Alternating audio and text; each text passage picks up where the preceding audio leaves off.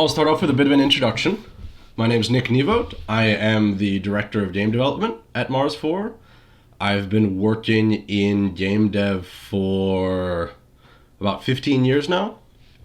I started out making independent games, and then I ended up working for Wargaming in research and development for quite a while, making MMO prototypes and stuff like that. And then over the past 5 years, I decided to go back into independent games, kind of find my passion for game dev again. And then a couple months ago, the Mars4 team reached out to me and we started speaking. And this project was very much in the kind of scope of games that I like. I love cooperative survival exploration games, and I love sci-fi. So it seemed like a pretty good match, and I really liked everyone on the team, so I ended up where I am now. So I am going to just start jumping into some questions. I'm going to try and read out the names of the people who asked each question. However, they're probably going to get butchered, so just go into it knowing that. Andrashirini asked, can I show you guys some screenshots of the game? The answer is yes. So it's a topic I want to discuss a bit later, why we haven't shown so much so far. However, let's start by showing a bit of the game. So what we're seeing here is what we've been working on the past few days, or at least one of our groups has been working on, which is the Mars surface environment during a sandstorm. As I'm sure you guys have noticed on the concept document, the player versus environment is a big part of the game, and we have to make the environment a valid enemy because we don't want to be having a lot of player versus player combat. So it's been a very interesting design challenge, one I've been really enjoying, on how both mechanically and visually to make Mars a harsh environment. We have to make a game where the environment alone is a constant struggle. Now, if you think about that, it's easy in the beginning. Anyone who's played any kind of survival game will know the first couple days or the first couple hours in the game, you have to build everything up, you're lacking resources, you're struggling, etc. But in most survival games that people have played, let's say like Rust, Ark, Conan Exiles, Minecraft, even with survival mods, like list your game, you normally reach a point where you have stabilized enough in the game that the challenges presented by the environment itself are not challenging anymore. And at that point normally is when the PvP focus comes in and you start attacking other players' bases and stuff like that. So coming up with methods for the environment to give you that challenge all the time at all stages of progress. So even when you have a thriving colony with 30, 40 players working together, it's still a challenge, the environment. You're thriving, you're succeeding, you're making a profit, you're producing and selling things on the market, but there still is some challenge. That has been one of the most interesting design decisions for me. And wow, did I get off topic. The question was, can I show you some screenshots of the game? Yes, you're seeing some of the gameplay.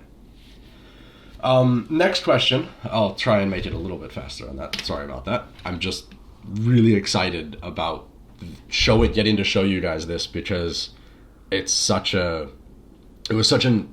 fun design problem to try and solve, and I'm really proud of what the team and I have done thus far and where it's going.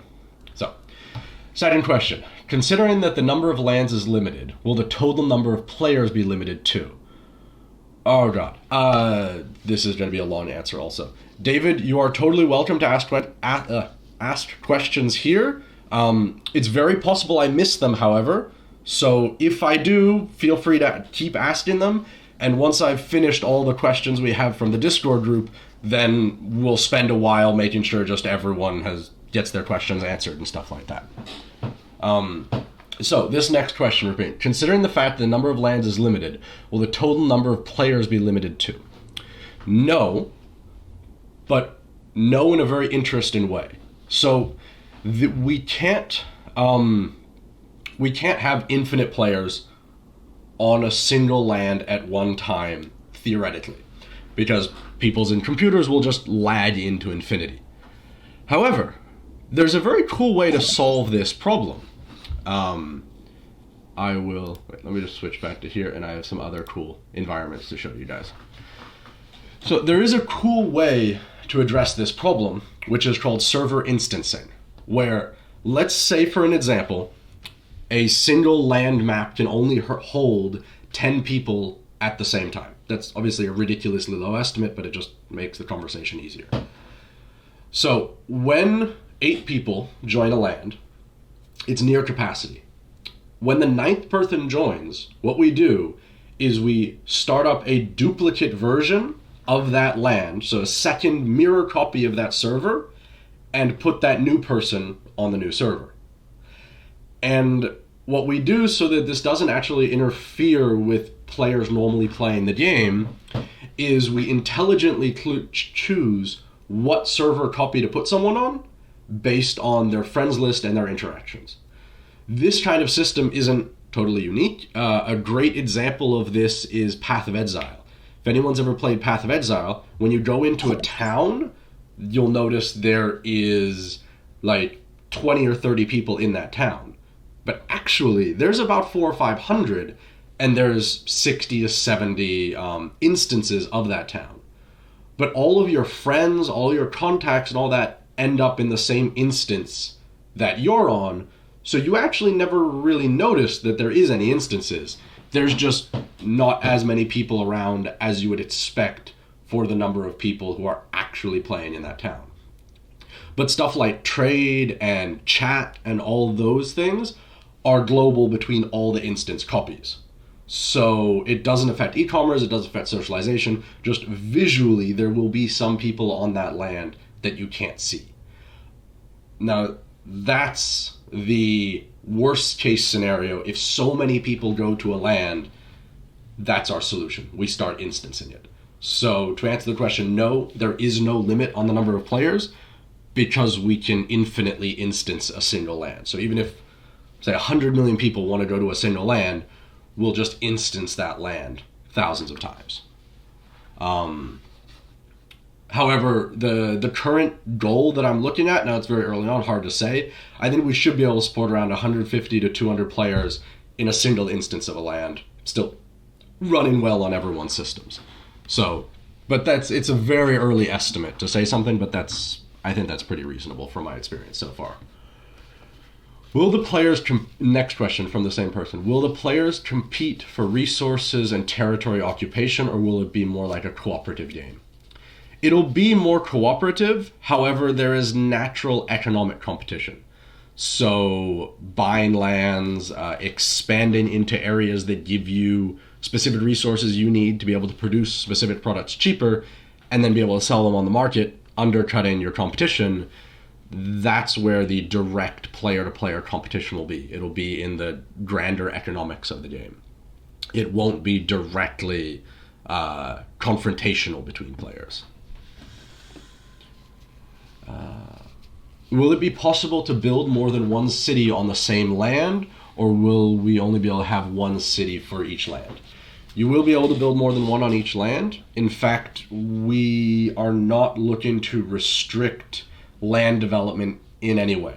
So you could build many different little outposts. You could build a single little hut every 500 meters in a grid across the entire land. That's ridiculously inefficient. I can't see any reason why you would want to do that. You would obviously want to be consolidating things near each other, but we want to leave that totally up to you. If you've built any kind of survival building game before, like Rust, Ark, Subnautica, anything like that, that style of free-form building, you build what you want, you set up your infrastructure, your town, your base, your outposts, your little mining camps, however you see fit to best build up your economy, build up your support of your colonists and population, and to survive the elements in the atmosphere. Will it be possible to split lands in the future? Not exactly split them. However, we are going to be supporting a way to give players restricted freedom within a land. So, for example, in this small plot of land, X player can build whatever they want, as long as it's inside that small plot of land. So that will allow a form of splitting up lands. However, the asset of the land itself is still always owned by the land NFT owner. You won't be able to split the land itself into multiple NFTs. You'll be able to more, I guess, rent out limited areas of the land to people to do with as they choose or as you agree to, etc. Next set of questions are from Maxwell B. Will there be mergers, division of plots of one owner, and are there several? And if there are several different participants of different owners? I have more than 10 lands, and I would like to unite them and develop them together. So there won't be, as I touched on previously, there won't be division of lands exactly. However, there won't be division of lands exactly. However, as I explained before about giving people access to specific areas of the land to do with as they please. In terms of lands working together, yes, there will be systems to support that. We will be allowing, as touched on before in the concept document, trade between lands is a fundamental element to the game. So you'll be able to trade with your lands. Have, for example, one example I like to use is someone could have a land up on a pole, which is a ice mining colony, and then it imports that ice down to a land near the equator, which makes use of that ice to do other things, to produce or to melt down for water for its inhabitants, etc. Will this game be first person or top down like Eartha? I think, as you guys saw already, it will be third person and first person support will be added later on. At the moment, and this will also mean when you guys get in the game for the first time, it'll probably only be third person. For ease of development, third person is kind of the fastest thing to develop on. And what's more important to us right now is getting all the core functionality, all the core game mechanics, and stuff like that working before we start touching on stuff like first person and VR and those kinds of things. We first want to get the game up and running and playing, then we can, with the community, sort out the details, refine the economics and stuff like that in alpha and beta phases before we fully go live. Lease of land, how will that work? An example of one major association, how to allocate areas. As I kind of touched on before, there will be a form of leasing out specific plots of land to players to do as they wish.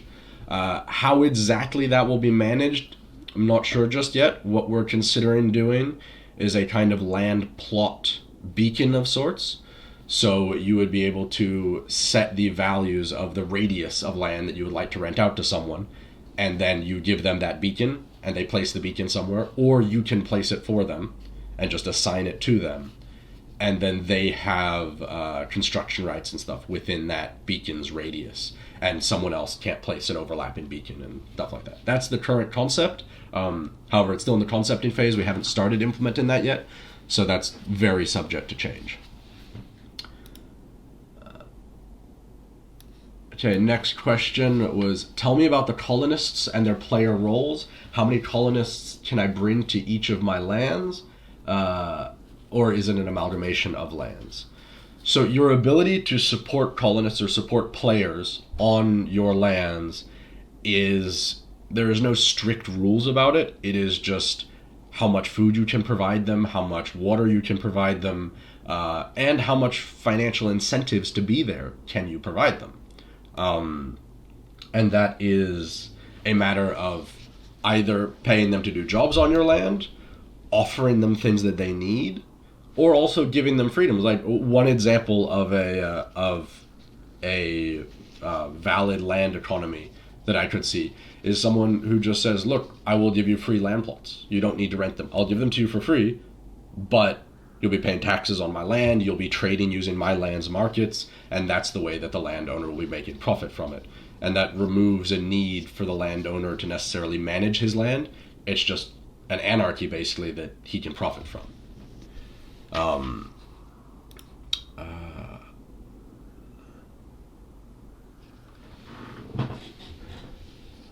How can Mars $4 be earned in the game? I understand that there are certain resources that are needed for survival and extractions. Is one of those a source of income? So you won't be necessarily extracting Mars $4 from the ground. However, Mars $4 will be the principal resource used, the principal currency used for all trading, purchasing of goods, selling of goods on the market between players. It will be effectively the in-game currency. So naturally, if you want to generate Mars $4, go do anything in the game, and then, such as mining, for example, you can put those resources onto the market and sell them, and what you'll be receiving in exchange for that sale will be Mars $4, which you can use to reinvest, potentially like buying a mining vehicle that will help you cross the maps faster and generate ore more efficiently in that sense. Or eventually working your way to have saved enough Mars $4 to buy an entire land plot to yourself. And it also touched on what are colonist roles. So the goal is to try and leave it as open-ended as possible so you can mix and match skills and disciplines. However, obviously, specialization, in an economy with lots of players, specialization becomes valued more and more the more people who are getting involved. The main disciplines will be mining, which is all forms of resource extraction from the planet itself. Then you will have geology and exploration, which is about finding those resources both above ground and below ground. You'll have botany, which is about growing plants and generating food and other biological-based processes for the betterment of other colonists. This also will probably include some biologically motivated building schemes. Like, I don't know if you guys have read much about NASA's experiments using fungi growing through like lattices as an actual construction material. So that may be an ability that we give to botanists. That's still something on the ideas board. We haven't figured out exactly how that would work yet, but that's something I would really like to be able to do. Then there's also construction, repair, and drivers. And driving is more of a vehicle handling as a whole, because there's many elements to how the vehicles will work in this game. Vehicles in this game are almost like, you could consider them like spaceships in EVE Online. They have a lot of functionality, they have a lot of cool tools to them, and that's something I actually can touch on right now. Let me just mark where we were there. Wow, I have not gotten far through these questions. But let's jump over to this for a moment. So here's one of the vehicles that will be added into Mars 4. This is called the Click Beetle, and you will be seeing a description of it, story, and going over its functions pretty soon, over the next couple of days.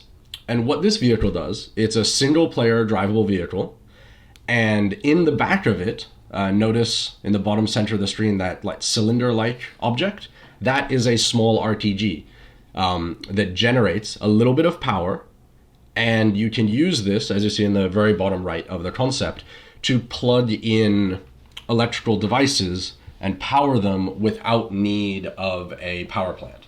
It generates a very small amount of electricity. However, this is basically your portable battery pack throughout your colony. Obviously, this vehicle would not be for everyone. If you're interested in building a single massive base, then this doesn't suit you as well. However, if you're interested in, say, exploring all of your land, finding valuable resource points, setting up micro operations to extract those resources, and then once they're done being extracted, continuing searching to find the next high value location, this will save you huge amounts of resources and time as you're basically bringing a little mini nuclear reactor with you. However, this vehicle does have some very interesting downsides, which I will leave up to the writer to explain to you when the article about this vehicle is launched publicly. Let's go hide that again. So, the next question that I have written down here.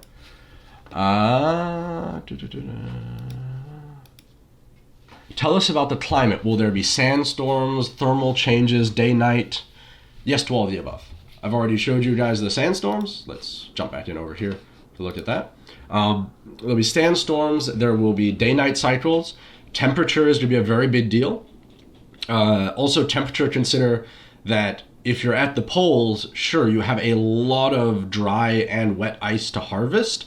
However, it gets ridiculously cold. So that's going to make surviving at the poles a lot harder. But you get those added resources that are a lot easier to extract. So that's going to be up to you guys to decide the risk versus reward portfolio on that one. There will also be radiation events. And there will also be lightning in the dust storms. Incredibly high winds, which is an interesting threat. Like 100+ km/h winds is surprisingly scary if you go read up the NASA documentation on it. There will also be dust tornadoes, and maybe one day there'll be rain. But that's more up to you guys, if you guys could actually successfully terraform Mars to the point that it may rain one day on Mars. So, next up, social ties with neighbors. How will they be? So, as with any strong economic market, trading with your neighbors is critical. It's also something that we try and reward more. The longer distance you trade over, the more you'll need to pay in the transportation cost of said goods. So naturally, you're always going to be better off trying to trade with your neighbors, which will motivate neighbors working together to specialize a bit. Because even if they're not part of your clan or group or organization going into it, if you have a neighbor and they have a lot of X resource and you have a lot of Y resource, it's mutually beneficial for you both to kind of specialize in those and just trade between each other very often. Buying and selling in the game. Will there be a marketplace, or how will everything happen? Will everything happen in person? Will we need to pick up purchased resources, or will they be automatically added to stocks? There will be a global marketplace for everyone to trade on.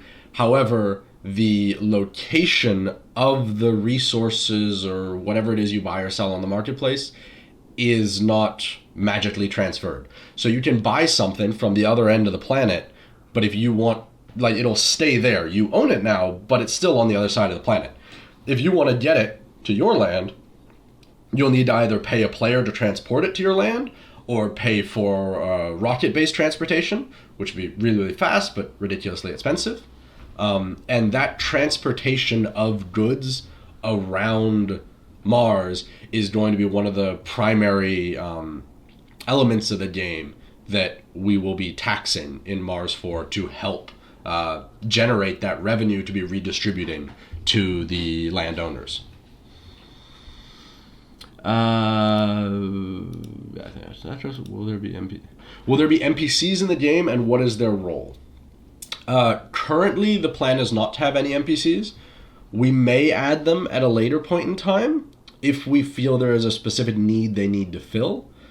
However, our first goal going into designing any feature, any element of the game, is always to try and solve the problem by letting players solve the need for each other. For example, like, we could sell a robot that could mine for you, but we would way rather build you a system to allow you to easily and conveniently pay other players to do the mining for you. That way we recirculate economy and everyone's making a profit and everyone's enjoying the model.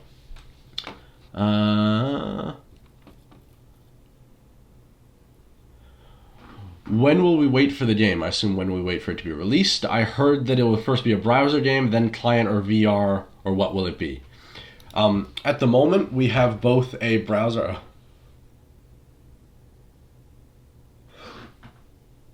Okay, yeah. False alarm. Everything's okay. Currently, the game client, or the 3D game, which you guys are looking at now, is still in development. And in parallel, we are building the dashboard. The dashboard in itself is not its own game. It is more of a very advanced companion app to the main game. Players will probably get access to the dashboard first. The dashboard will include stuff like the market. You'll be able to start leveling up your colonists.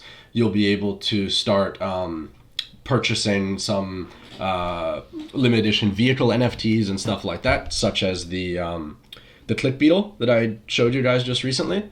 And there will be a few other elements in there to allow players to start organizing their lands and managing their yield in the meantime until the game client becomes connected in with the dashboard. As I presented to you guys in the concept doc, the first version of the game client will not be persistently connected to the dashboard and the blockchain. It will be more of a single player experience to let players play out the game and help us flesh out the mechanics and balance the systems and give general feedback on gameplay. And that's due in Q3. So far, we're very much on schedule for that, probably even earlier than that, assuming everything keeps going as it is. And that first version of the game that you guys will get to play, of the 3D game, will be third person, as I showed you before, and then we'll be adding in first person to that, and later on in the future, we'll be adding VR support as well. But the VR support will probably be next generation's VR. The current VR still has a lot of limitations, and when we were weighing up the pros and cons and looking at the market that we have in front of us and the saturation through that market of VR, it seemed like a very risky maneuver to bet everything on VR. So that's why we're looking to support PC, Mac, Linux, and then VR. But to support all of them, and we may also support later on in the future expand into browsers and stuff like that, but we're not exclusively looking at VR. That is something that we will be aiming to support, but looking how the industry is growing, how VR is penetrating the industry, and pivot as we go based on that. What can we expect in the near future? Is there a plan that you can announce approximate dates? And I would be very happy to participate in early stage testing. You will participate in early stage testing, and everyone will if you guys want to. As soon as we can, my objective is to get something playable to the public, start getting feedback, start getting some player impressions of what we're doing, because honestly, this is your game just as much as it is ours. So that's going to be happening. The deadline for that is Q3 this year. However, as I already said, I'm pretty confident we'll be able to beat that deadline and be a bit ahead of time.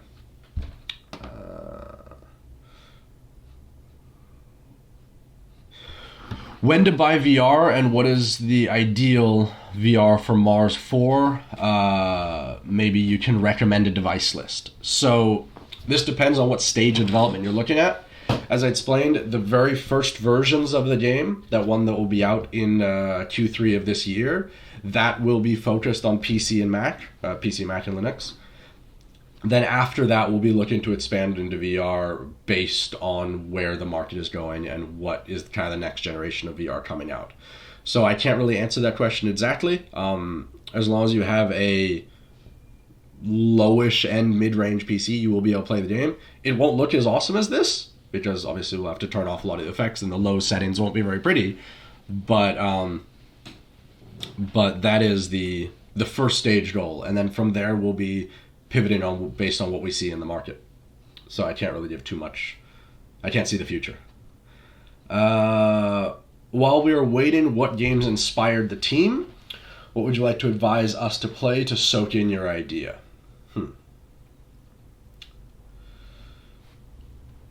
So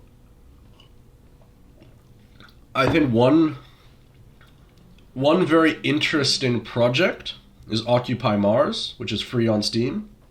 However, I am not a fan of the way they did a lot of the user interactions or the user experience. It's incredibly clunky, in my opinion. However, the concept of that survival game, surviving on Mars, building up your infrastructure, etc., I think that show has a lot of commonalities, and there's a lot of inspiration we took from that. However, the execution is definitely not something we took inspiration from. Other than that, there's been a little bit of inspiration from all survival games, especially on my part. Like from the very first DayZ server that went live, no, second one. I've been playing survival games. It's a huge passion of mine. And so there's little bits of that everywhere. When you guys get in the first playable version of the game, you'll instantly start recognizing things. The building construction system, the way it's forming up right now and what we have working so far, is really similar to a Rust style building construction, where you have square and triangle foundations, walls and ceilings, and we've added stuff to it like cupolas and Mars stuff. But the core foundation is very similar to that, and you'll recognize a lot of those little elements throughout. Next set of questions from Mash Umar II. How long will it take for the game to be launched? In terms of the entire game be finished, is a ridiculously hard question to answer, because it depends on... Well, I guess in this case, the game would never really be finished. Like, as long as the project is alive, as long as people are playing it, as long as the economy is churning, then we will keep expanding on the game and adding to it. I assume, though, the questions talked about when will official version 1.0 full release be. That is still pretty far in the future. My rough estimate is about 2 years or so. However, as I said, the first playable experience, the first thing everyone will be able to get in and start playing that will be a playable game, and it will be fun, is in Q3 of this year. But then there is a lot of added stuff. We need to add in more server architecture, add in like tying the client game up to the database. There's lots more expansion to be done. And when all that expansion is done, then we'll officially call the game 1.0. And that's in around 2 years. But like, take that with a grain of salt, as with all game development budgets, as you should. What's the current status of the game? The current status is almost all major gameplay features are roughly functional, but super ugly. I can show you that right now. For example, one thing that will be in the game is vehicles, obviously. However, there's a reason why. This actually gets back to an earlier question of, can I show you guys screenshots of the game? So this looks awesome, but what you're seeing here actually isn't nearly as impressive as what I'm about to show you, technically. However, what I'm about to show you is far less impressive to look at. Here is our vehicle system working in multiplayer. However, as you can see, there is zero graphics. They're random free placeholder models for characters that we found, a default vehicle. And what you're seeing here is one player watching another player getting in and out of a vehicle, switching between the different seats inside the vehicle, driving the vehicle around, and all of that successfully networked between the two players. This is an awesome bit of game design functionality. I'm really proud that we've been able to get here, and it's almost bug-free. I think we're about to call this system done. But as you can see, like, if I put a video out of this and say, this is Mars4 work in progress gameplay footage, looks like crap. Because that's the job. Like, if we tried to make everything look good all the time, then, well, it would take us 10 times longer to make the game. So that's why we haven't been showing a lot of stuff until now, because to show you guys something, we don't need to just make it work. We have to make it work and then make it pretty. So that's one of the reasons we have been a lot quieter on these things and haven't been talking too much, because, well, as you guys saw, that vehicle system looks way less cool than the guy running through the sandstorm. Yet technically, like from a programming standpoint, what I just showed you guys with the vehicle, far more impressive, way harder to do. Obviously, this is an artistic challenge, and we have a great team working with us, and we've all put our heart and souls into really capturing something that we're passionate about. But technically, this is far more straightforward. Whereas that vehicle system was a royal pain in the ass, and it full of bugs, major design challenges, each one of them a huge hurdle to overcome, and we just finished overcoming them. But like if we just posted that video that I just showed you guys on Twitter saying, hey, look at the Mars4 progression, like you can't appreciate it. It's hard to understand.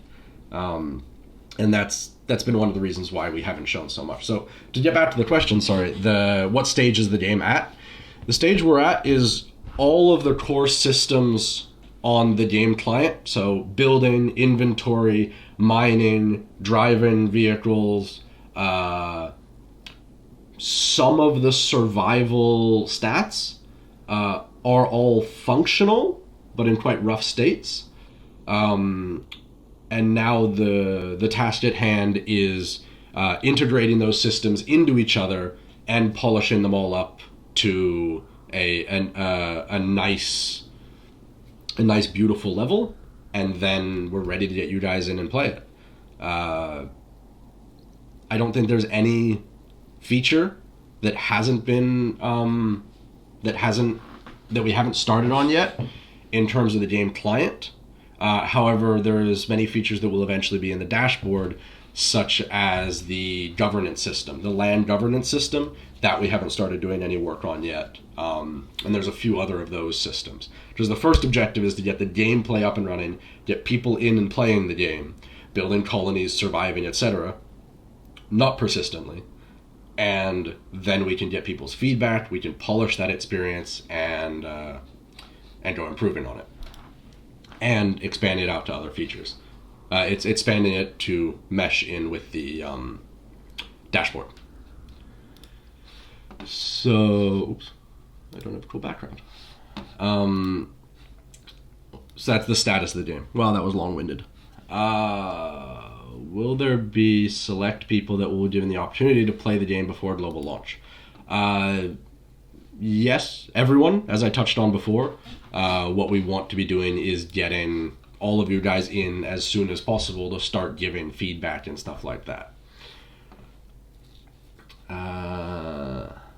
Is there a game dev roadmap we can share yet? Not a blog, but an actual roadmap. I don't want to go into any more detail than what I have gone into on the concept document in terms of exact timetables, because it's something that's very hard to know exactly how long things will take in game development. There's a majority of the work is fixing bugs, and you don't know what the bugs are until you've run into them. You can't really predict where you're going to have bugs. So what we used to say at Wargaming is like every development time estimate is plus or minus 300%. So giving time estimates is just not really realistic. It's kind of like semi-bullshit. So because of that, I try and focus on, I know we're going to have a solid deliverable for you guys by Q3, probably sooner, but exactly what's going to be in it, exactly what features are in it, and what's the exact scope of it, and what's the next deliverables after that, and what features will be in them, and when they will come, that's something we prefer to just not go into too deeply. However, that said, starting from now on, we'll be doing a lot more development blogs. We'll be doing development blogs. Multiple of them a month, going to every feature as we're working on it, explaining what we're doing, explaining hurdles that we're running into, sharing our successes and failures with you guys on a very regular basis. So although we won't necessarily be giving you a long-term roadmap of exactly everything that's going to be done and when it's going to be done, we will be sharing everything with you as we're doing it. So you'll be able to get quite a good estimate of how progress is going and so forth from that. Next question. Are you aware that... Yes. Are you aware that there are similar people, there are similar projects related to Mars, and they are in a way... And are they in any way related to your project? What makes Mars4 better positioned? I am aware there are other projects. I've looked into quite a few of them. No, we're not related to them. And what makes us better positioned? I believe, in my personal opinion, now I have a fairly full understanding of everything that Mars4 has to offer. However, I'm not inside those other teams, so I'm not sure what they all have to offer in terms of what hasn't been said publicly yet. However, from what I've seen from the outside, it seems like they are a bit further behind us development-wise, which obviously you guys didn't know until today, basically. But it seems like they're a bit further behind, and in terms of what makes us better positioned, I think what we're offering is a lot clearer. We're not offering a generic social experience. We're offering a more targeted cooperative survival game experience on Mars, and we're coming at this from the perspective of game designers trying to make a genuinely fun experience, and I think that's what sets us a bit apart.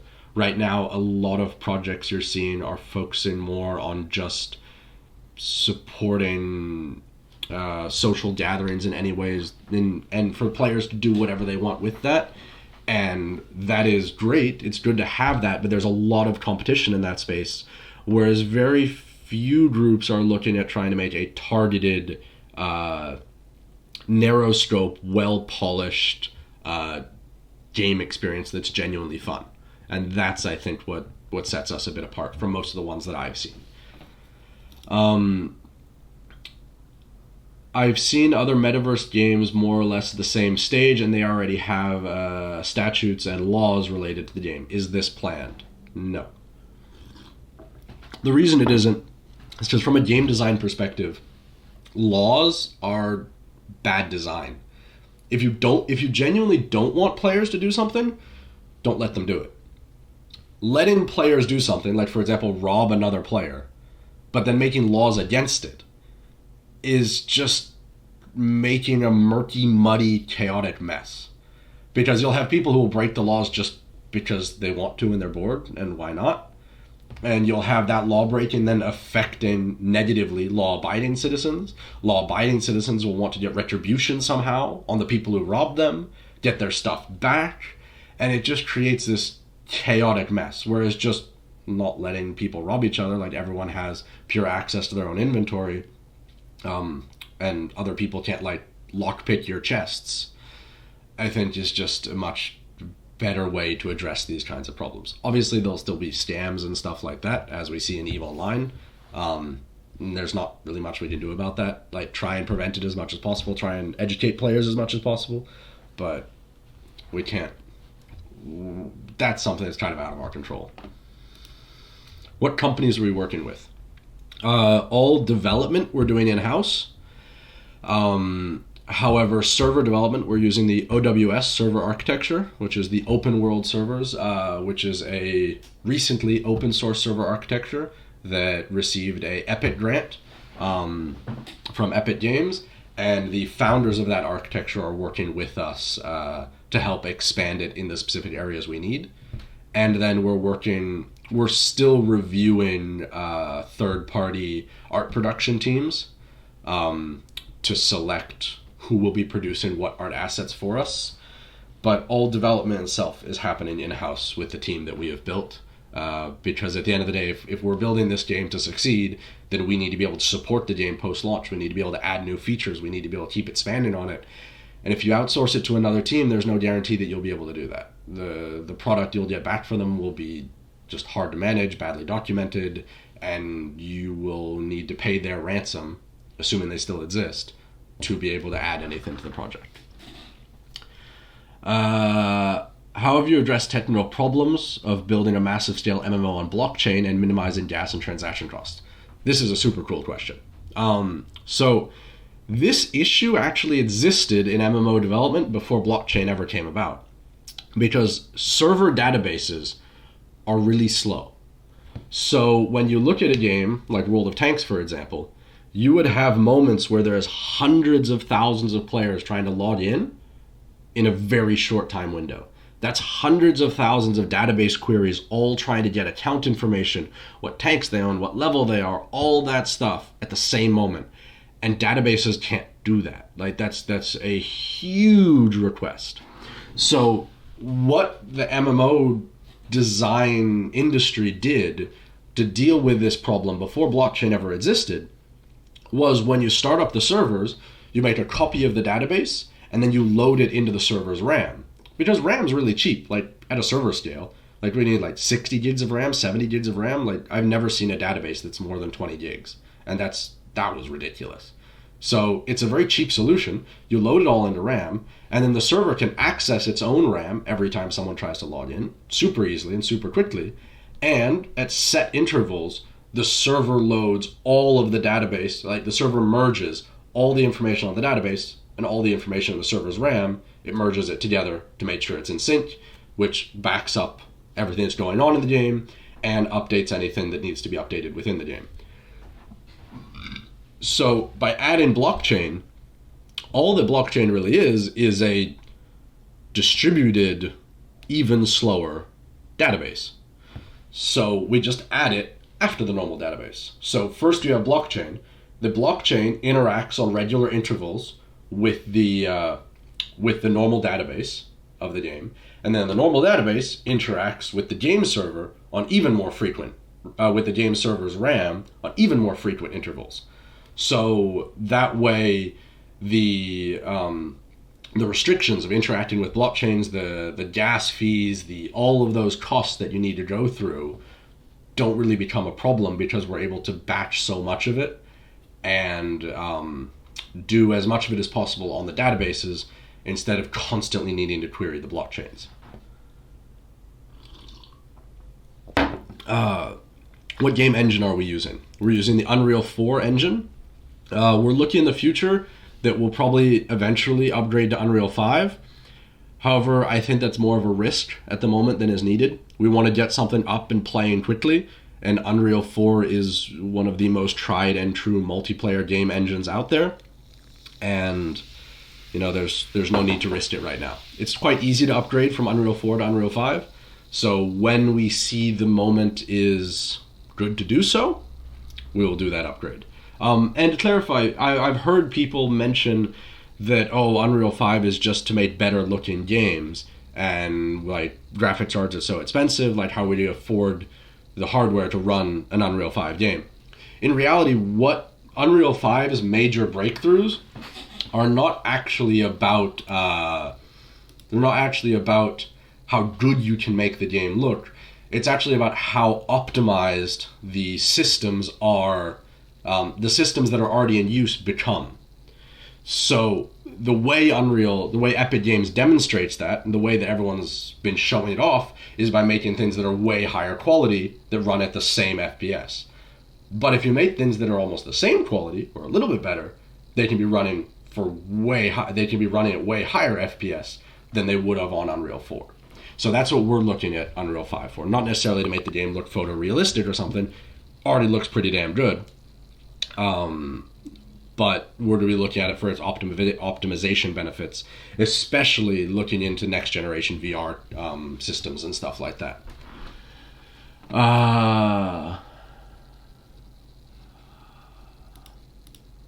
Let's see. Will we have to protect our land from intruders? And if so, will it be possible to build weapons? No, you won't have to protect your land from intruders. There is no player versus player combat. And also, so no, you can't build weapons because there is no player versus player combat.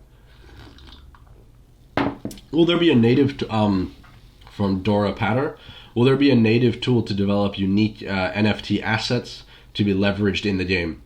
For example, will I be able to create an efficient tool to terraform and want to sell it to others? We will be supporting player-created NFTs. However, we'll be focusing them more on the visual side, not necessarily gameplay mechanics, because otherwise you could just make like the instant mining tool and sell it to everyone, and that would ruin the game economy. So we'll be focusing those more visual things, on character skins, on vehicle skins, on decorations, building decorations, etc.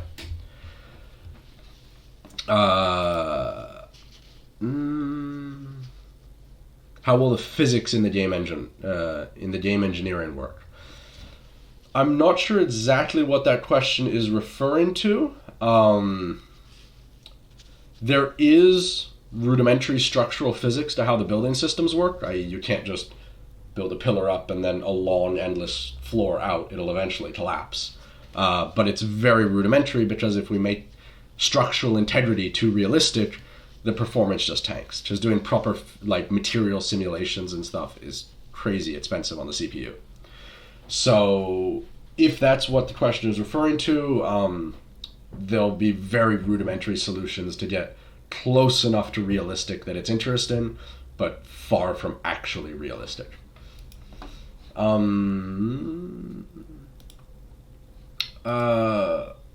Will all resources be able to be acquired in the game without additional investment, or will microtransactions be required? Everything will be able to be mined and crafted without additional payments.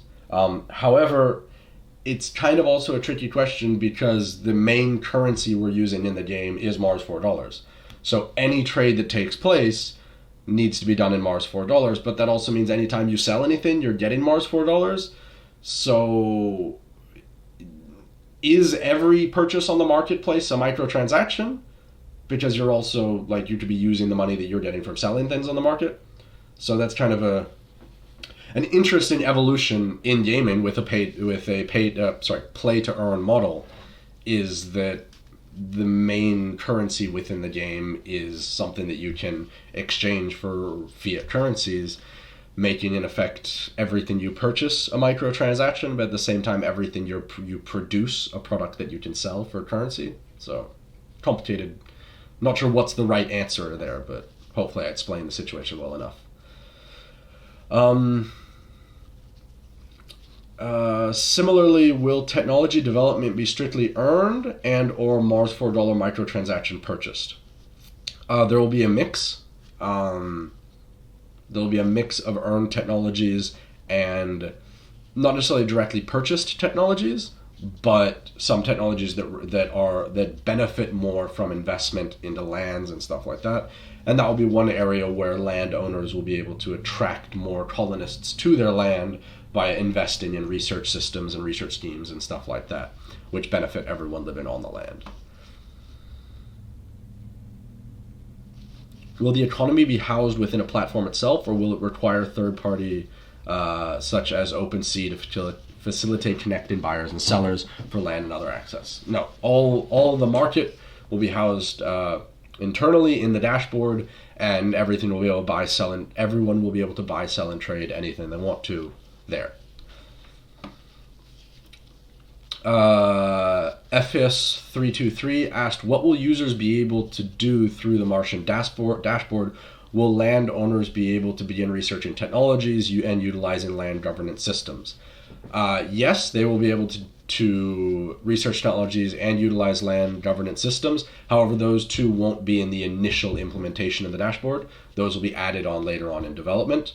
The first stages of the dashboard that are being worked on is general yield, a simplified yield generation system for landowners to be profiting right away, and for colonists to and for players to begin acquiring colonists and leveling them up, and purchasing skills for them, and trading tools and vehicles and some other things like that in preparation for that being integrated into the full 3D game.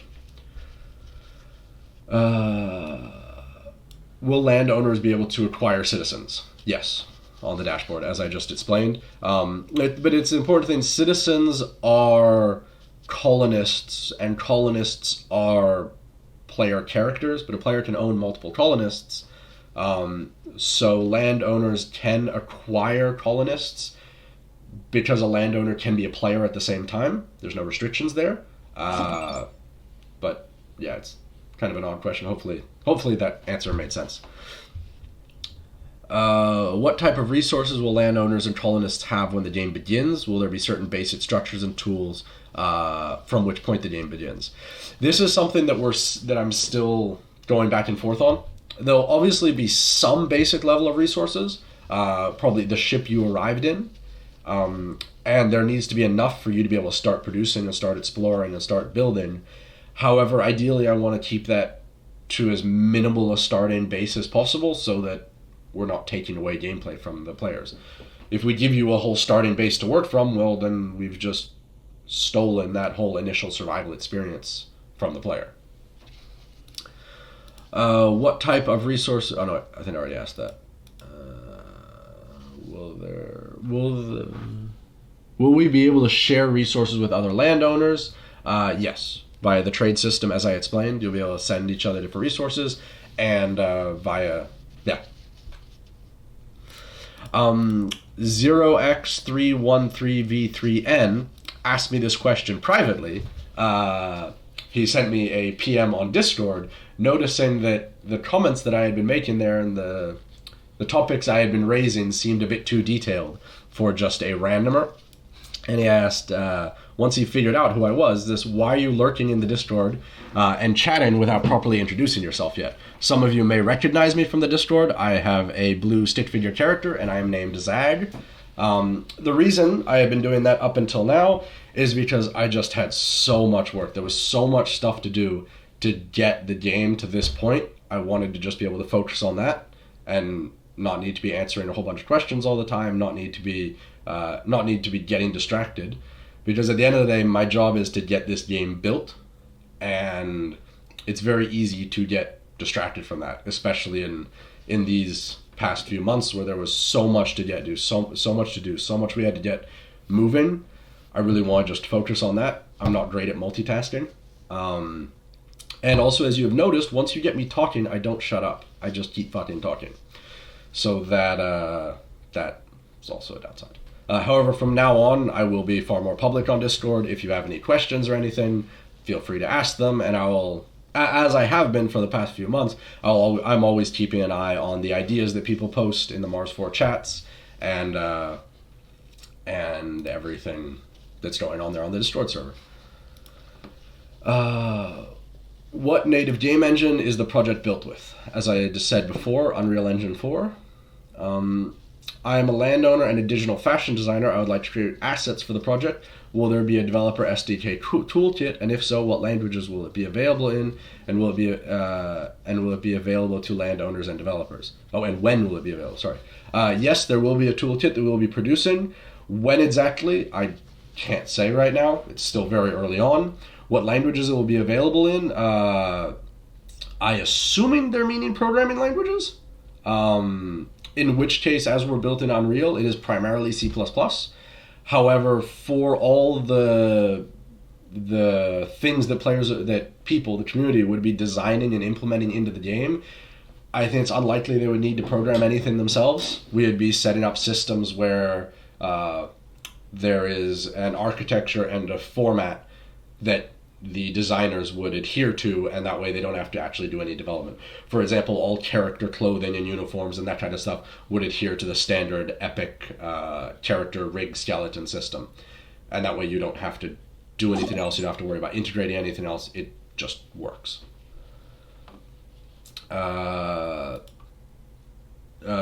Jewel Cali 777 asked, will we be able to advertise like in other metaverses or get paid advertising things on our property? Yes, but not because of direct functionality necessarily. We want to build a fairly advanced jobs board system and kind of contract system so players can negotiate as open-endedly as they want. And I don't see why you wouldn't be able to negotiate some kind of contract like that within the game using the system that's already there. However, it's not what the system's designed for necessarily, but we're designing it to try and be as open-ended as possible, so I don't see why it wouldn't be able to support that.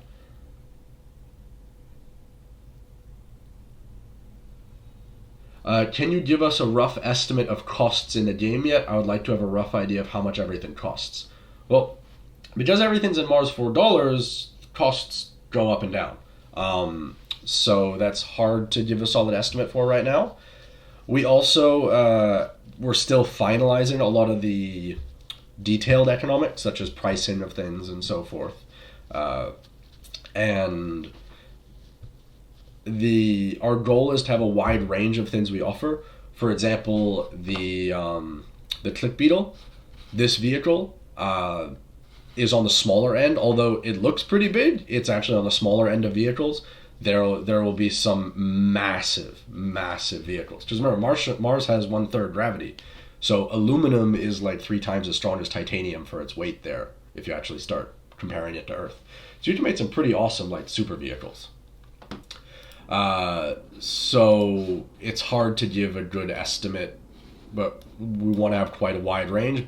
But as I explained before, a personal goal of mine is that anyone can play the game, anyone can progress with minimal to no investment, just making profits within the game and reinvesting those profits and expanding, eventually even to owning your own land. That's a core principle of mine that I am going to be adhering to.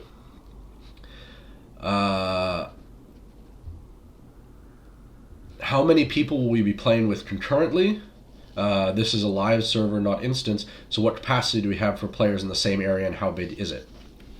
So as I explained, there will be a capacity per land map, and if that capacity gets reached, we will begin instancing. However, stuff like trade and communication and all those other things will be consistent between all instances, so it won't have any negative effects on trade or communication or a vast majority of the interactions that you would be doing. In terms of how many people per instance of a land, it's still very early to estimate. There's a lot of optimization that will be going on there. However, my goal is around 150 players within one single instance. But like it's a super rough range, like 100, 150. Yeah, it's very early to give anything more precise than just those rough estimates. I was a huge gamer in an MMO FPS for many years, and one of the challenges was scaling. When too many people were in the same area, the area would lag, the game's performance would decrease. What are the solutions you're looking at to alleviate this scaling? As I discussed already before, the instancing of the land maps. So once you get to a certain point, we'll open up a second mirror instance of a land map, and people will be splitting up the players between them while maintaining, building, chat, trade, persistent through all of them.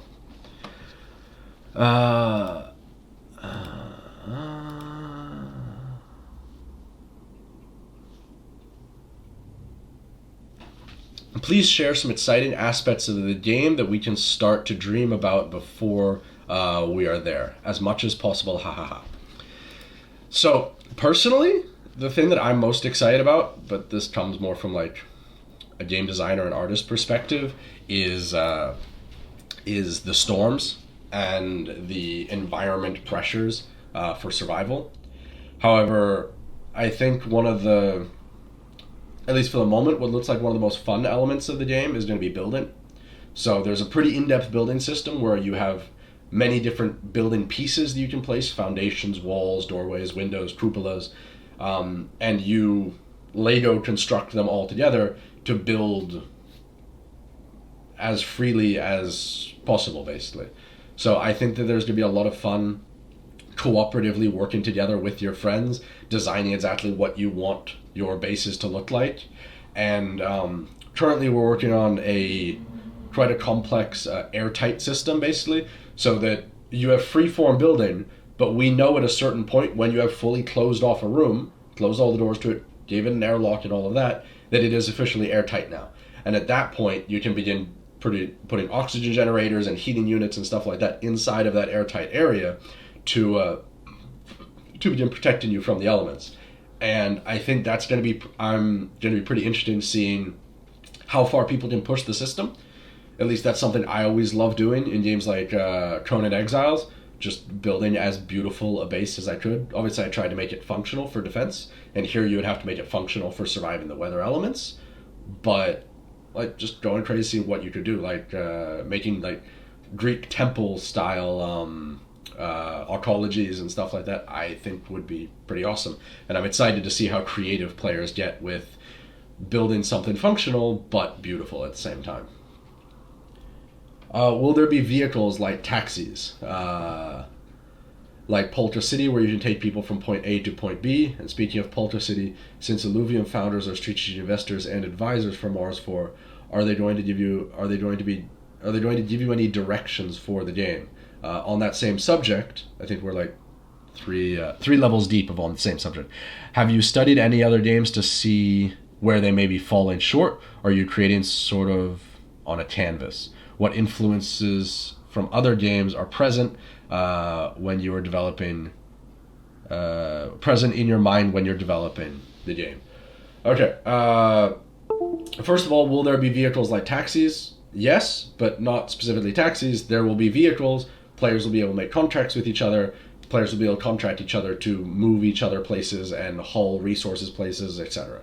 We're not specifically designing support for taxis. We're trying to design as open-ended of a game economy foundation as possible, so that if players wish, they can be taxis, they can be haulers, they can work for each other in whatever way and get paid for their work.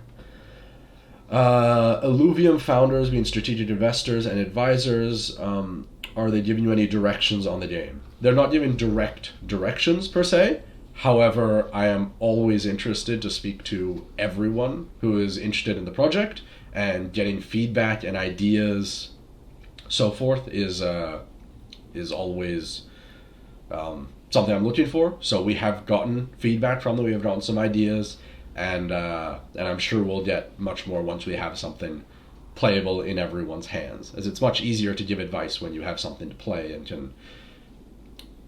What's needed, what's missing, what's good, what's bad becomes way more obvious when you can actually play it.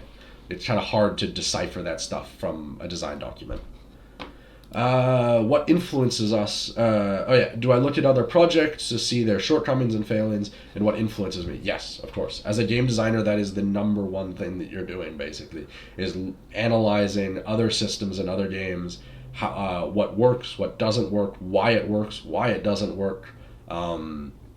And there are countless influences. One of the kind of the obvious influences for the economy system is trying to get something akin to EVE Online. There's a very nice player-run economy there. The building and surviving elements, as I mentioned, quite akin to stuff like Subnautica and many of the other classic survival games. I'm also keeping in mind a lot of movies and books and stories, because they can be quite interesting examples of taking a fantasy and figuring out a way to let a player experience that fantasy.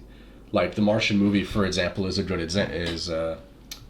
good use case in this, where there's a fantasy there to be had, being alone, struggling, surviving on Mars, and the tiniest of accomplishments feeling so impactful and powerful. That is an interesting thing to consider as a designer, seeing how you can recreate that fantasy for a player. And that gets to the end of all of the questions that were written ahead of time. So now let's start answering your guys' questions. Okay, I guess I'm going to start from the bottom up, because I had to start somewhere. The last question that Clutch Ephes asked is there any particular benefit to holding adjacent plots of land, or alternatively having different plots of land on different Mars locations? There's pros and cons to each. If you have lands near each other, moving resources between them and cooperating between them is far easier. They effectively almost become one land. Not technically, but effectively. Whereas having lands much further apart from each other, you can look at securing strategic resources that one land is lacking. For example, like as I mentioned this example before, having a land up on a pole where there's a crap ton of ice is a great strategic resource to gain access to, but it's not a great place to like build a city because it's a lot harder to live there. You're playing at a harder difficulty basically having a land on a pole, but in return you get access to a lot more of these valuable resources that are very easy to collect. So there is advantages on that side. It's my goal as a designer is to try and make both of those choices balanced, both having strong pros and cons. Will there be a way to like market how we get new players to our land? Yes. The way it'll work mostly is as you're coming to that was asked by Killas for Mills. When new players are joining the game, they will have two main directions to go. They can either look for a job somewhere, or they can look for a residency somewhere.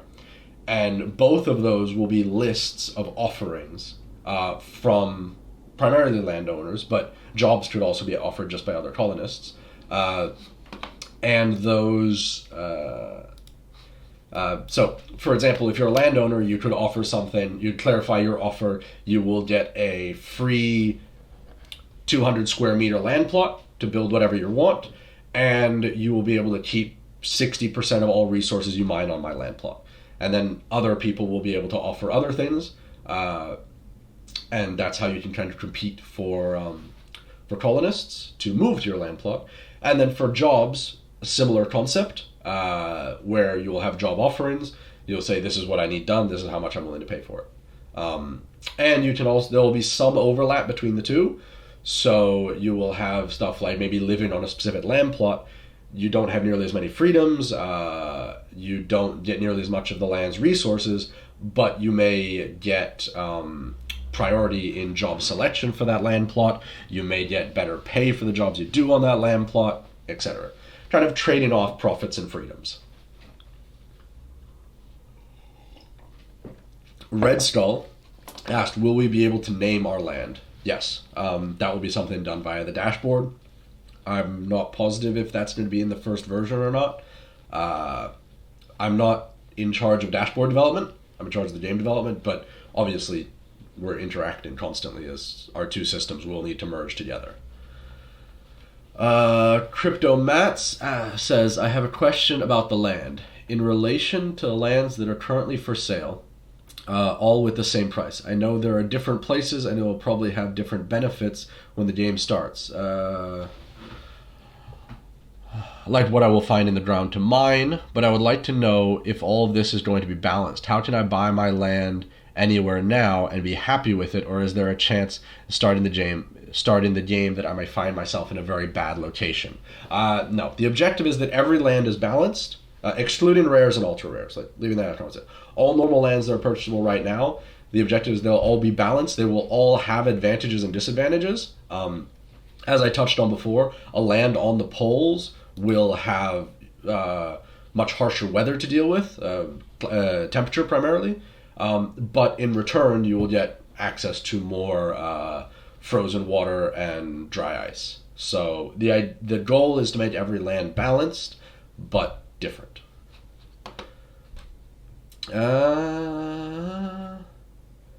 Is the game going to run on the ETH network? I believe we are introducing different chains to the system now. However, that is outside of my area of specialty of expertise. Basically, as I explained before, you have blockchain, server database, dashboard, game. Like, my expertise stops at the server database. Server database, dashboard, game. That stuff, that's my realm. How the blockchain interacts with the database, now that's outside of my area of expertise.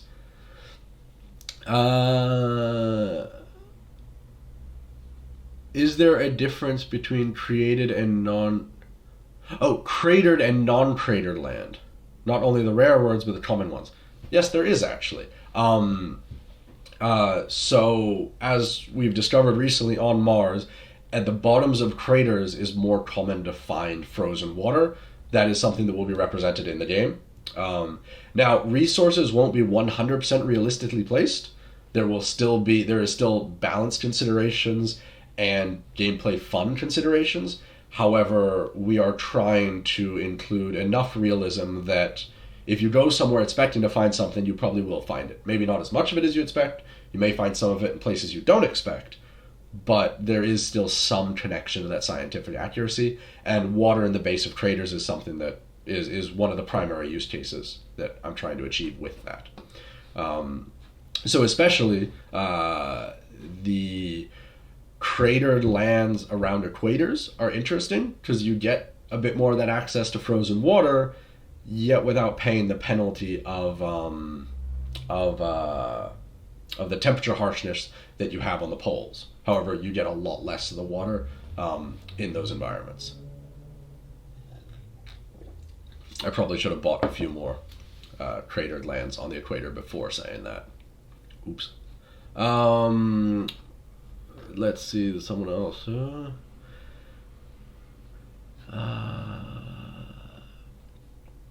Can you talk about governance and taxes on land plots? Like how will they be chosen and set? So the system is, as I said, the government system hasn't begun development yet. It's still being fleshed out and planning. But the general plan is that a landowner has a series of decisions that can be made. He can make them all himself, or he can appoint someone with power to make those decisions, and he can appoint multiple people and so forth. And in that decision tree that I call the land governance system, you have stuff like access to resources, access to the treasury, how much people get taxed, etc. So using that hierarchy, you can say this class of people get taxed X amount and have X access to specific amenities of the land. This class of people can't access these things. They don't have these taxes. This class of people can build. This class of people can't build, etc. The idea is to give a fairly robust system for the landowners or the managers assigned to manage the land to be able to structure it in whatever way they see fit, or as broad of a way as possible. That's our goal.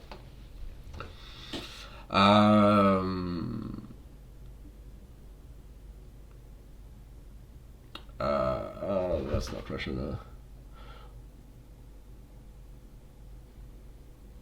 Yes, so Raffle NFT asked, will the topography of an area be preserved? I mean, if I have a plot of land on a cliff, will I see that cliff in the game? Yes.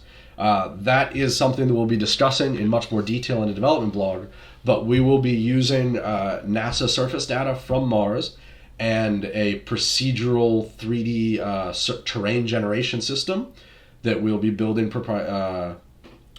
ourselves in a program called Houdini, which is developed for this and CGI special effects, but procedural generation of land is one of its specialities. And we'll be designing a system where we take the NASA's surface data and then use that to generate the lands for the maps in the 3D game.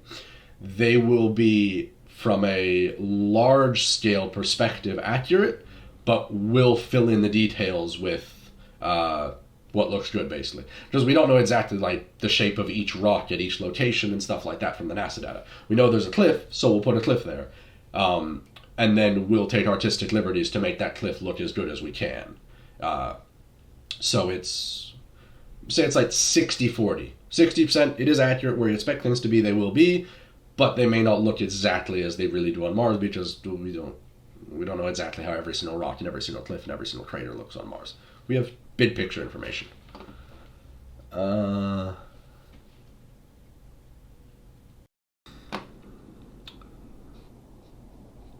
was the next question? You work on the game and you create an event where people can enjoy. Oh yeah, following it. Yeah, I do think it's a great idea. I would like to do that as well. As there are more tasks that are just sit down and work through this, we'll be doing that more. And you really did how I handled all the questions. Thank you. I'm sorry if it was overly long-winded. I don't know if you've noticed, but I really love what I do, and all these questions are about my passion. So if you ask someone about their passion, they'll never shut up. Chills for Mills asks, will there be a way to find land managers? Yes. Similar to the job system, there will also be a I don't know how to exactly phrase it because it's technically part of the job system. People can be applying for jobs, and you can choose who you would like to use in that situation. So land managers will be looking for you, and if that's still not functional enough, we may allow people to post their availability as a land manager. However, I believe that posting jobs for land managers will be enough, and everyone who's interested in being a land manager can go through the jobs list and apply to some of them. Yeah, and the important thing to remember is that it's a land manager can't, like, he can't screw you over necessarily, and you can always vest in his powers. So you'd have a land manager that just deals with community management, like managing the people there and trying to get more people to move in and stuff like that, without giving them any control over anything other than recruiting people. And then if they do a good job at that, you give them a little bit more freedom, reward them more for what they've done, but at the same time, never like give them access to the land's treasury or something like that. Or if it's your brother, you can, and it's not a big deal because you can always punch him if he tries to steal it.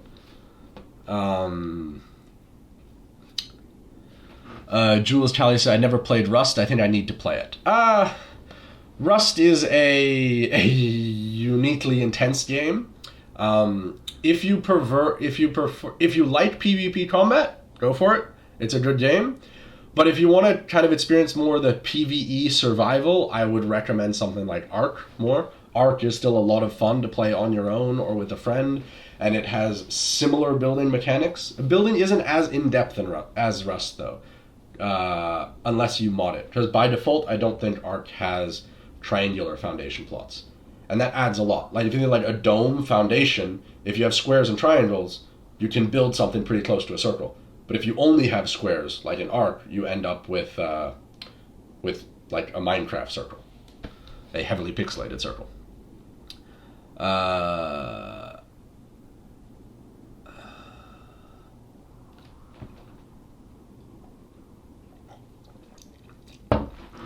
Will the available vehicles include powered flight? Maybe.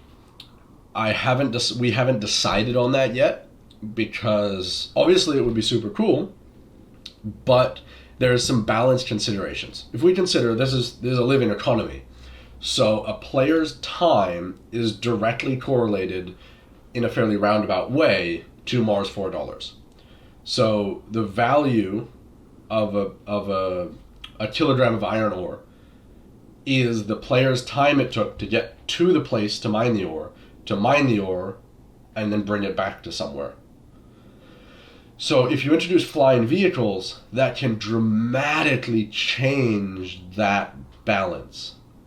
That's not saying we won't include them. It's something I would like to include, but it's thin ice that must be treaded on very carefully, because the most important thing above all is balance in the economy. So unless we can come up with a very robust way to introduce it without unbalancing the economy, then we'd have to leave them out. I think there is solutions there, but it would be mostly in the realm of like personal aircraft or like transports, people exploration transports, not stuff like resource transports. And we'd have to figure out how to balance that out. Because as soon as we let you haul cargo in a flying vehicle, the whole economic balance would go to shit, because we can't really use distance to balance in the same way anymore. Is it possible to lose a land plot under certain circumstances? I mean, if the owner will not use it for a long time or violate rules or due to invasion of aliens. No. There is no way that a player can lose, because it's an asset. You own a physical asset, you own the NFT. Even if we wanted to take away the NFT from you, we can't. That's kind of the whole foundational principle of blockchain and NFTs, is that we don't have that ability.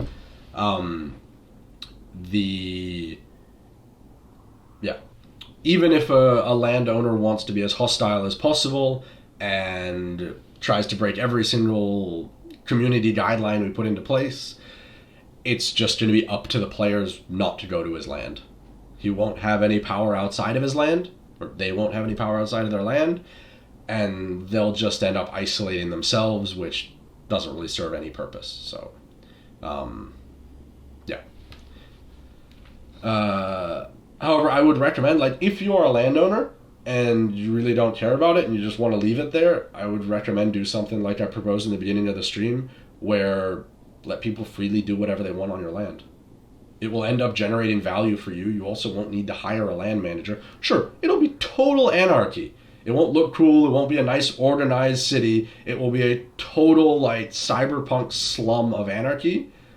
But you'll make a profit from it. You're going to be a slumlord. So I hope that people who just have no interest in being involved in the game itself and in managing and building something concrete will open up their lands in such a way, because I think that'd be really awesome to have these like lawless lands, basically, where players can go for free and build and set up and mine and have total freedoms to do whatever they want, while paying a tax to the slumlord. I think that's just a super cool idea. And I'm sure, well, there'll be at least 5 lands like that, because all my lands are going to be like that. Just because 4 of my lands will be like that. One of them I'll probably, like, build a nice little cool mansion on or something.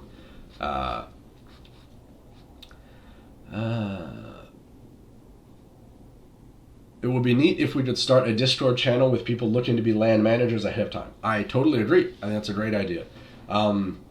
Not only land managers, I think it would be cool. I'm not sure how exactly we would organize it yet, but I think it would be really cool if we start organizing the community so people can start finding good collaborative systems and good collaborations ahead of time.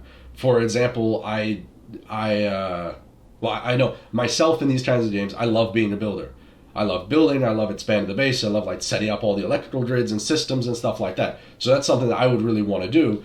I'm far less interested in exploring the maps and mining and stuff like that. So I already know that it would be great to have some kind of way to share what I offer to a team or a community and try and find some people who have complementary passions, so that we could work together.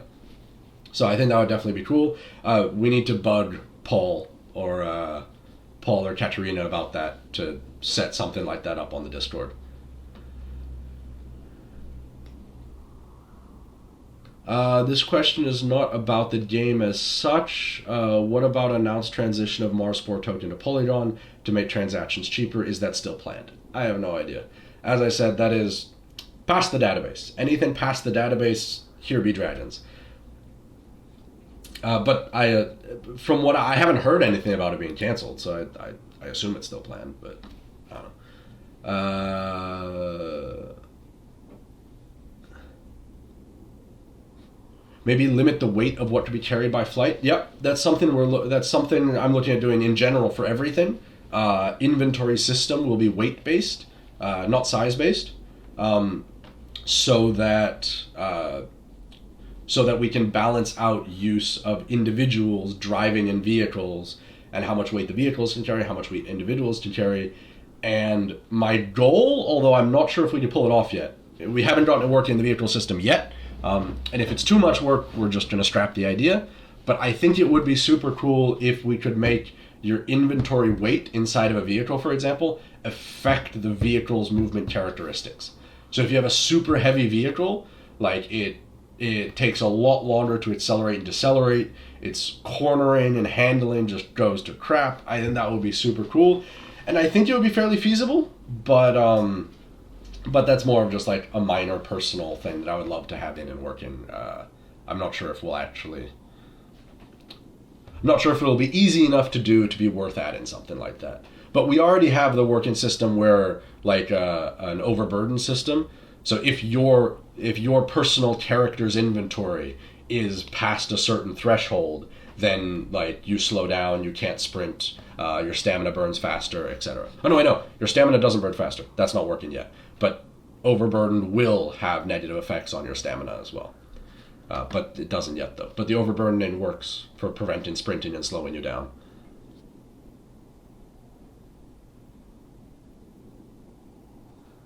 Nebstery says, so like kings of our lands, build your mansion in the middle of your slumlands. That's actually an awesome idea. That's an awesome idea. Just total free space. Anyone can do whatever they want except for like this 2 kilometer by 2 kilometer square in the middle of the land.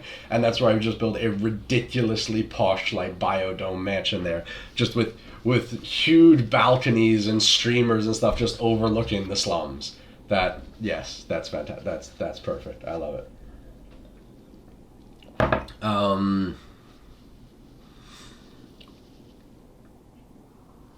What about grid sizes? Like, I know I wanted to buy several plots connected to each other. Anything to consider when we select land plots for building certain buildings? Like, how huge can certain buildings be? I know one plot is pretty big, but could you imagine owning like several grids for a huge building like a rocket ship launch pad or something? I don't know. So land plots are big enough that you should be able to build basically anything you want inside of a single plot. Also, as I explained before, because building is very open-ended, like we're not giving you this is one building, you build it thing. Like you have 2 meter by 2 meter walls and foundations and ceilings and stuff like that, and you put them together. So you can build, theoretically, an infinitely large... You can build a single building that encompasses your entire land. Assuming your whole land is flat. Like, obviously, if you have cliffs and stuff, that is a lot more complicated. But you won't be able to build across the border of a land. Because one of kind of the technical compromises that we've made is that each land is a Unreal server. So imagine like Fortnite, the servers that Fortnite runs on, the way Fortnite runs, that's the exact same system we're using for a land, technically, on the back end. And what we do is when you reach the edge of the map, the edge of your land plot, you will be able to transition to the next server over. And there'll be a loading screen during that transition, which means you can't actually like build off of one land and into the next seamlessly. You could build like all the way up to the edge and have a door at the edge. You get out and then interact with the transition barrier and then go over to the next one and there's a door right there and you hop back in again. But it can't physically be a single interconnected piece across that barrier. The reason for this compromise is just to speed up development. It makes it way faster and makes it way faster and way simpler. Because we're not trying to reinvent the wheel. We're taking the Unreal Server architecture, which is amazing at what it does, letting it do its thing, and then we build another API on top of it to deal with moving people between the servers.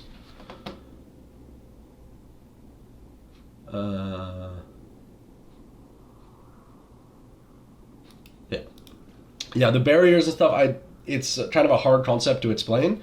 I tried to cover it in the game concept doc, but it's hard to explain those things as it's a fairly technical thing.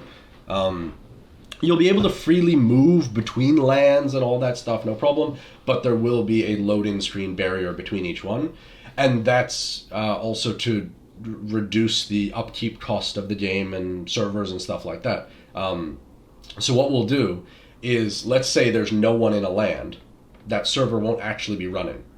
And by server, it's like a program. So one physical server could run multiple land servers. And if no one's on a land, we just shut down that land server application.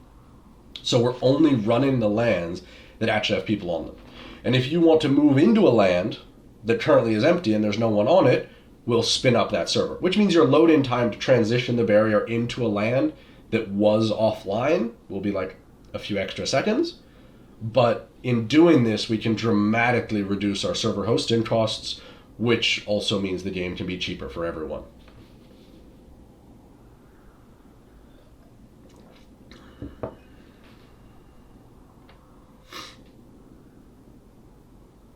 So when we knew nothing about the game, people were buying plots of lands near craters. Is there any inherent value in owning every single plot of land around a crater, for example?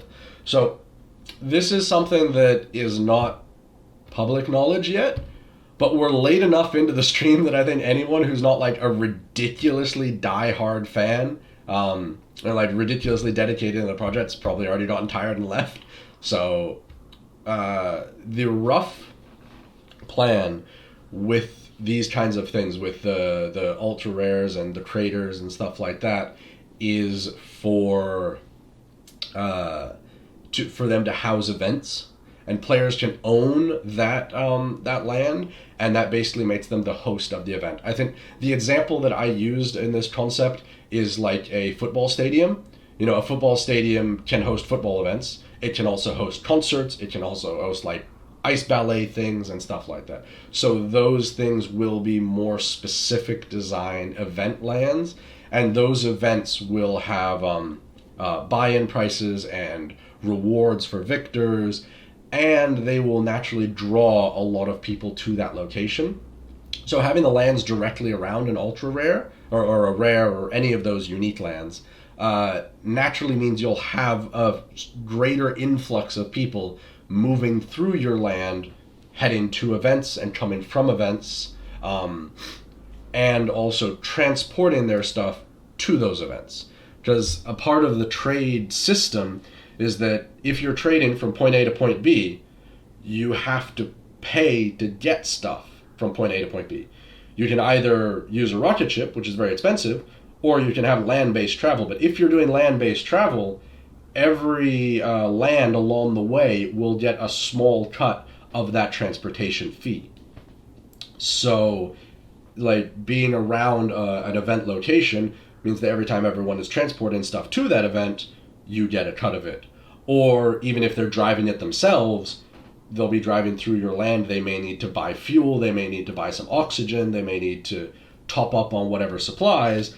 Your land is the one they'll be going through just before they get to the event. So there are benefits in that way. And we're also considering there may be some trickle-down benefits from the events on those specific lands to surrounding lands, to the lands around those uniques and rares and stuff. However, exactly how that system will work and everything I just described is still in the concepting and balancing, because we know a lot of people bought those lands as an investment, and we want to make sure that that pays off, because like so that is a priority for us.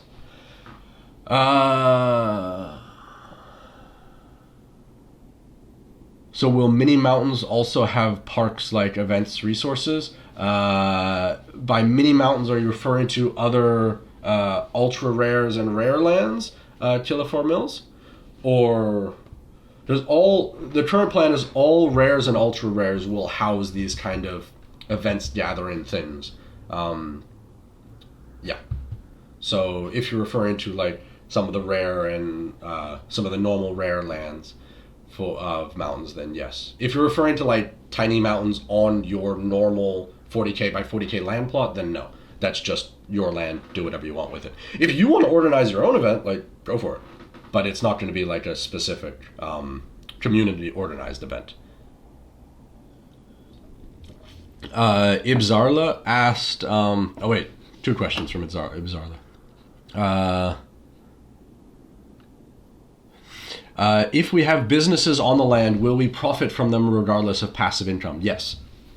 If you, for example, totally separate from your passive income from your land, if you are, say, producing a vehicle and selling it on the market, you're selling it for Mars4 dollars. So every vehicle you sell, everything that you get back for it is just profit in Mars4 dollars that you can cash out if you want, whatever, like it's Mars4 dollars and it's yours. And obviously whatever the profit margin is on that vehicle is how much of the resources and stuff you mined yourself versus bought from the market from other people. So you can build up an industry and profit from that industry, and you can also profit from the land itself. And the landowner can also profit from industries on his land via small taxes and stuff like that. Ibzarla also asked, is the game for PC or will it also be available on phones? The first version, the first playable version of the game, which will be out in Q3 this year, will be PC, Mac, and Linux only. However, we will be looking at expanding it into supporting mobile devices later, but it probably wouldn't be any of the current generation mobile devices. But it is something we are looking into. It's something we are trying to keep in mind.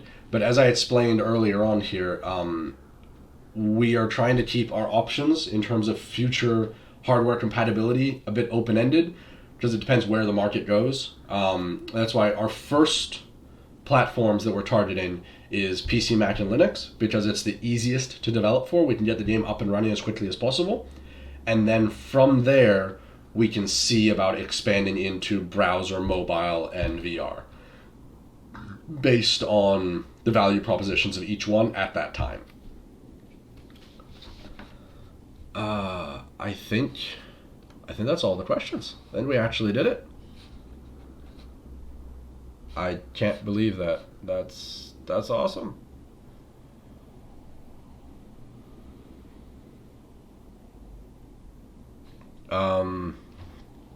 User SSSW, hopefully this will be a product that will be real Mars planet terraformation scenario. Inspiration for Elon. Yes, I hope so too. That's actually also something I'm pretty excited about. I was just talking to a friend about this the other day, about the weather on Mars, and he brought up a good point, like, well, is it going to rain on Mars? And I kind of got thinking, well, one day it will. Like, not today, not when the game first launched, but one day, if the players work together, if they manage to build up a magnetosphere that can hold enough of an atmosphere that the water doesn't just instantly evaporate off the planet, one day it may rain on Mars. And that will be a pretty awesome moment. I hope that comes to fruition. I hope we get to see that moment where some player is just randomly driving across the Martian surface in their click beetle, trying to manage some outpost mine, and you have first drops of rain hitting your windshield. And that would be pretty awesome. Thanks, guys. This was a lot of fun. I'm sure we'll do this again because I enjoyed it. And you guys will be hearing a lot more from me. You'll also be seeing me in the Discord. Well, I was always there, but I was there secretly before. Now I'll be a little bit more public about it. And I look forward to showing you everything we're working on. I'm really proud of this. And thank you guys for all your support. And thank you most of all for your patience. It takes a long time to make a game, and there's a lot of hard work that isn't sexy to show. So your patience is paying off. As you can see, we're now at the point where we start having sexy stuff to show. Thanks, guys. Had a great time, and I'll speak to you guys later. Have a good evening, good morning, wherever you are, and I'll see you guys on Mars.